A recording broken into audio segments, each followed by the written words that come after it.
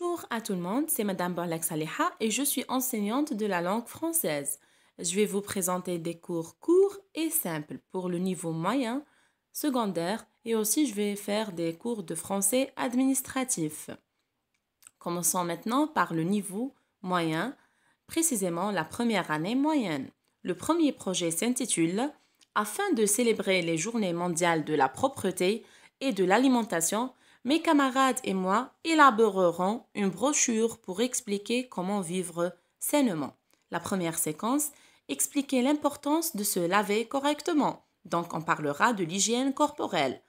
Quant à la deuxième séquence, expliquer l'importance de manger convenablement, c'est-à-dire la nourriture saine. La troisième séquence, expliquer l'importance de bouger régulièrement, c'est-à-dire pratiquer le sport et faire des activités sportives. في الوحدة الأولى لدينا التكلم عن النظافة وتنظيف الجسم بطريقة صحية والنظافة الجسمية. أما في الوحدة الثانية فسنتكلم عن أهمية الأكل الصحي. وأخيرا الوحدة الثالثة سنتكلم عن النشاطات والممارسات والتمرينات الرياضية. On commence maintenant par une révision générale de la première séquence. Les questions les plus fréquentes, les plus citées. La première question, citez les étapes à suivre avant et après les repas. Les étapes à suivre avant et après les repas sont se laver les mains et se brosser les dents. Pour la deuxième question, on a besoin de quoi pour se laver? Donc, on parlera des outils de nettoyage. Pour se laver, on a besoin des outils de nettoyage. Quand vous remarquez, moi, j'écris toujours des réponses complètes. Pour avoir un corrigé type, ويعطيكم الأساتذة نقطة كاملة عليكم دائما إعطاء إجابة كاملة ونموذجية وليس فقط ذكر الإجابة دون تركيز. Pour la troisième question, quels sont ces outils? Maintenant, on va détailler, on va citer ces outils. C'est-à-dire, راح نذكروا هاد الوسائل. Ces outils sont le savon, l'eau, la brosse à dents, le dentifrice, le shampoing, le gel douche, serviette de bain. أي الصابون والماء وفرشاة الأسنان ومعجون الأسنان كذلك الغسول غسول الجسم وكذا منشفة الاستحمام. Quatrièmement, définissez l'hygiène corporelle, la routine de la propreté. On appelle ça aussi la routine de la propreté. Comme une définition simple, j'ai choisi l'hygiène corporelle représente les bonnes habitudes, c'est-à-dire les gestes qu'on fait quotidiennement, habituellement, tous les jours, يوميا وبإعادة, tels que se doucher, se brosser les dents, se laver les mains, se laver les pieds et tailler les ongles.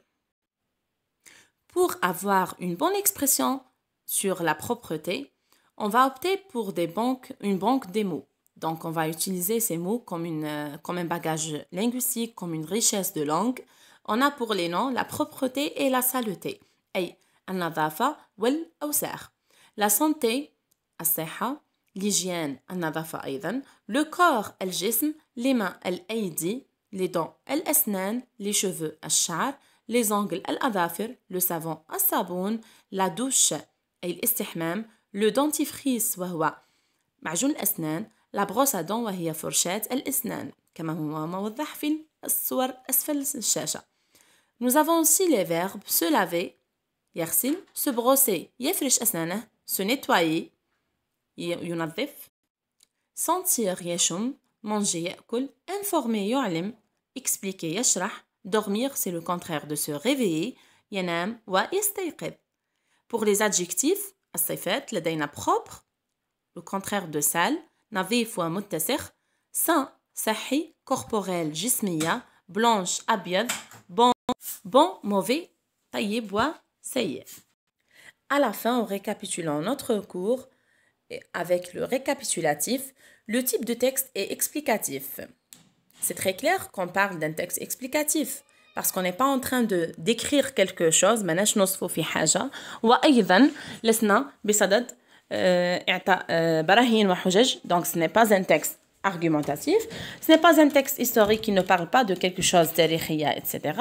Donc c'est un texte explicatif. إذن هو نص شرحي parce qu'il explique, il donne des informations. L'hygiène corporelle est très importante pour se débarrasser des microbes. Ici, on montre bien pourquoi l'hygiène est-elle très importante. ومن خلال الإجابة نوضح أننا علينا التخلص من الأوساخ باستعمال النظافة الجسمية et prévenir des maladies أي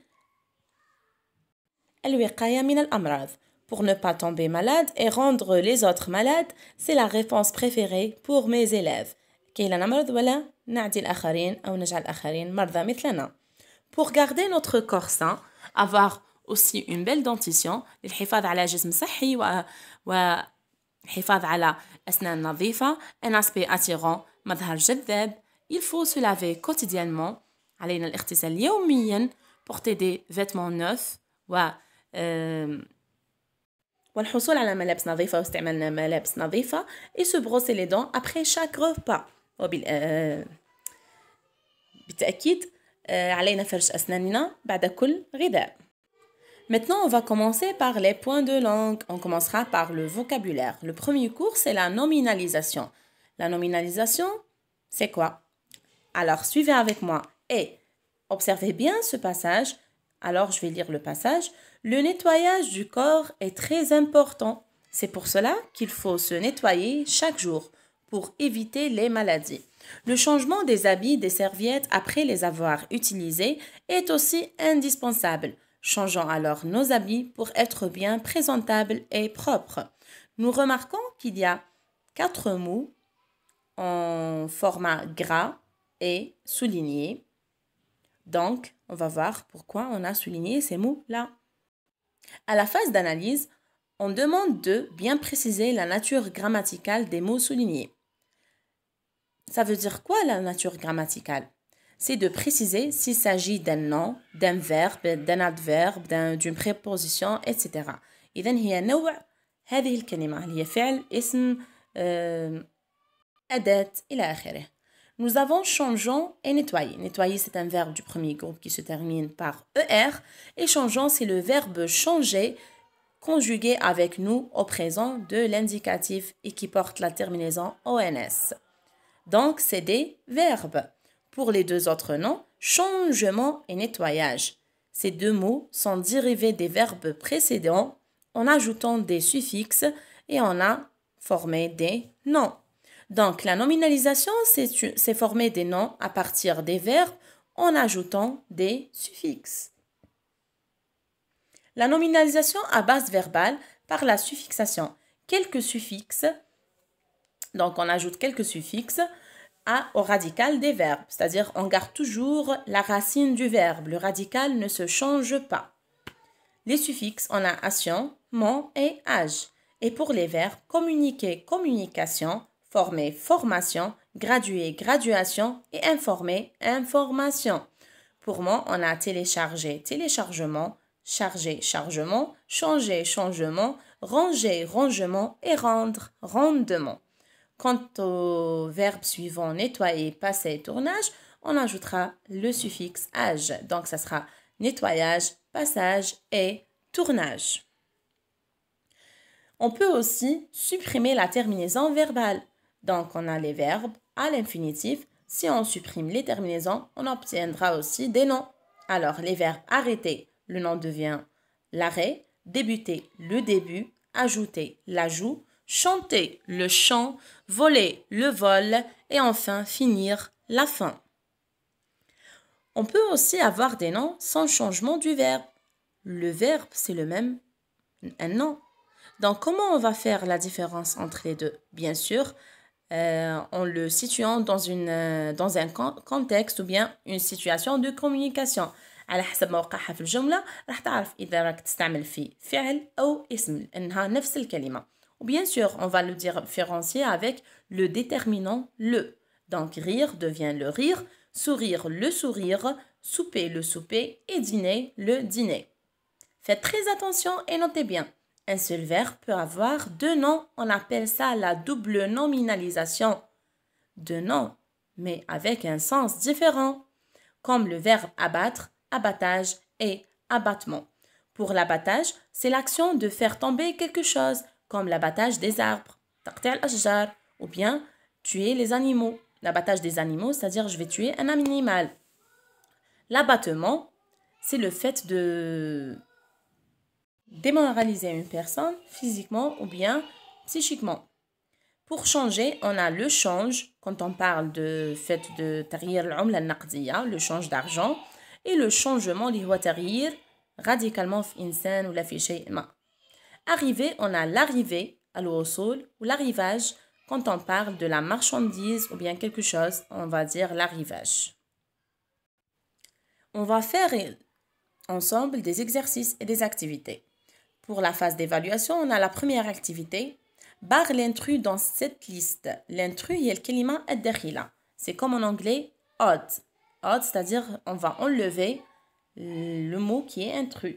Alors, on a déclaration, attention, brossage, lavage, heureusement, carrelage, entraînement, chargement, dommage.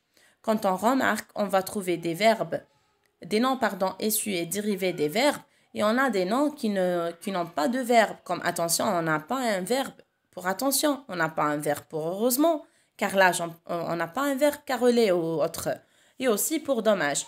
Donc, les verbes les noms qui ne sont pas dérivés des verbes, on va les éliminer. Pour la deuxième question, on va transformer les verbes suivants en noms. Utiliser, frotter, sécher, rincer et laver. Utiliser, c'est utilisation, frotter, frottement, sécher, séchage, rincer, rinçage, laver, lavage. Le rinçage, on a ajouté une CD au C, parce que le C plus un A, on l'appelle K. On le prononce K. On ajoute la CD pour le prononcer SE. Rinçage. Le deuxième cours pour la grammaire, on a la phrase déclarative. Alors, observez bien l'énoncé avec moi.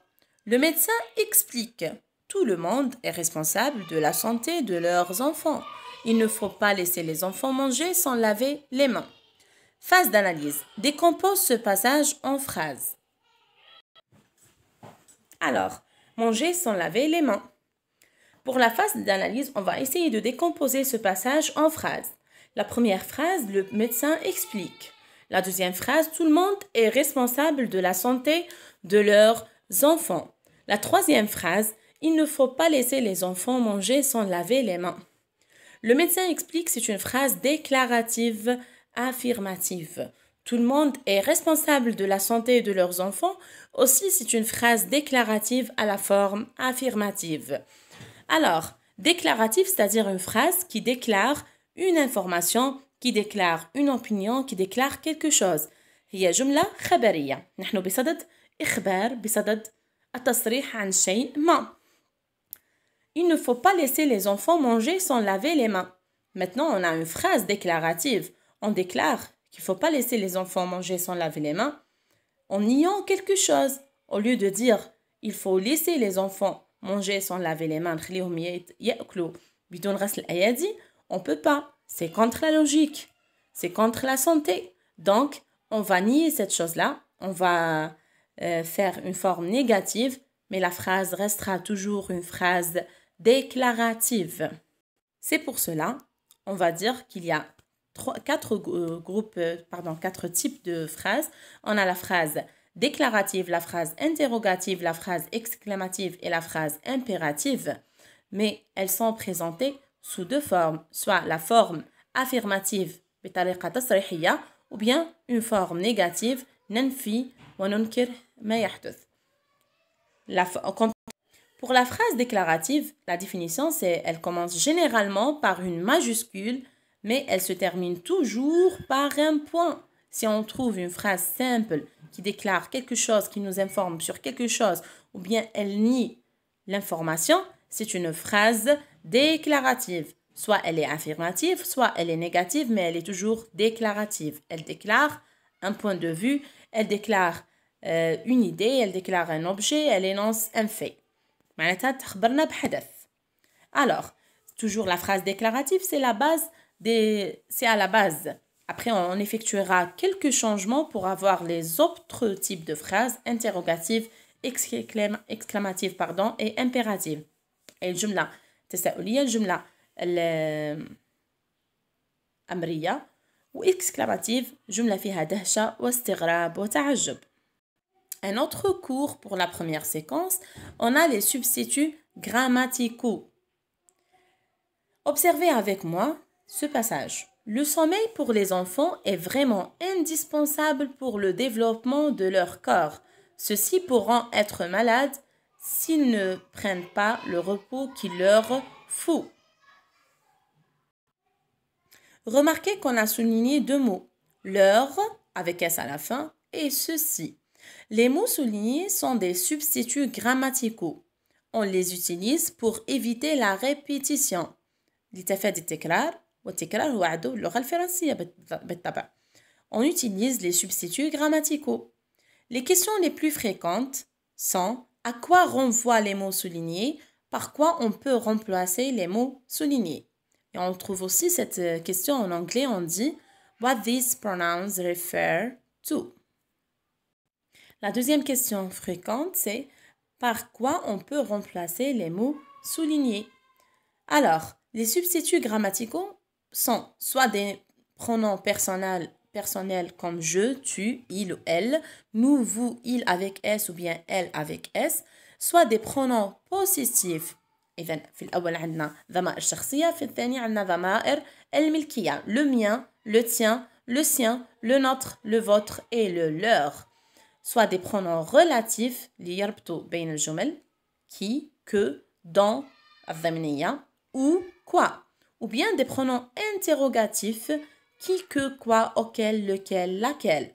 À la fin, on a des pronoms démonstratifs, ضمائر الإشارة, celui, celle, ce, avec X à la fin, ou bien composés comme celui-ci, celle-ci, cela et ceci.